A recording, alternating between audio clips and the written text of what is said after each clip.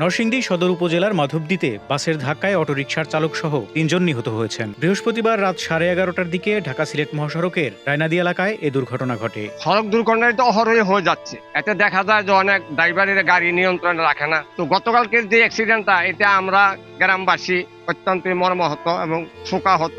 এরকম অ্যাক্সিডেন্ট মানে এটা কাম্য নয় কারণ একটা অ্যাক্সিডেন্ট একটা সংসারের ধ্বংস আমি মনে করি। এটা নিহত ৩ জন হলেন নরসিংদী সদর উপজেলার নুরাল্লাপুর ইউনিয়নের রায়নাদী গ্রামের আজিজুল ইসলামের ছেলে সিয়াম মিয়া, আলতাফ হোসেনের ছেলে সাব্বির হোসেন ও রবিউল ইসলামের ছেলে অটোরিকশা চালক ফাহিম মিয়া। তারা সবাই একে অপরের আত্মীয়। এসব তথ্য নিশ্চিত করেছেন ইটাখোলা হাইওয়ে থানার ভারপ্রাপ্ত কর্মকর্তা ওসি মনির হোসেন। একটা আমার চাচা শ্বশুরের দেবর, আর একটা আমার ভাগ্নি করার নাতি, আর একটা আমার চাচা শ্বশুরের দেবর। আমরা শুনছি এই রোডের মধ্যে গাড়ি অ্যাক্সিডেন্ট হয়েছে, অ্যাক্সিডেন্টে ৩ জন মারা গেছে। নিহত ব্যক্তিদের স্বজন সূত্রে জানা গেছে গতকাল রাত 11:30টার দিকে সিয়াম ও সাব্বির মাধবদী থেকে ফাহিমের অটোরিকশায় চেপে রায়নাদী যাচ্ছিলেন। এ সময় অটোরিকশাটি মহাসড়ক থেকে গলিতে ঢুকছিল। তখন পেছন থেকে সিলেটগামী একটি বাস অটোরিকশাটিকে ধাক্কা দেয়। ঘটনাস্থলে একজন নিহত হন। আহত অবস্থায় হাসপাতালে নেওয়ার পথে নিহত হন আরো 2 জন।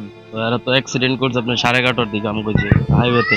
আমরা খবর পেয়ে যাই দেখি যারা নিয়ে গেছিল হসপিটাল, এরা প্রাইম থেকে মাথা ব্যান্ডেজ করে তারপর অ্যাম্বুলেন্স দিয়ে এই জায়গায় নিয়ে আসছে। আমরা সবাই উঠলাম।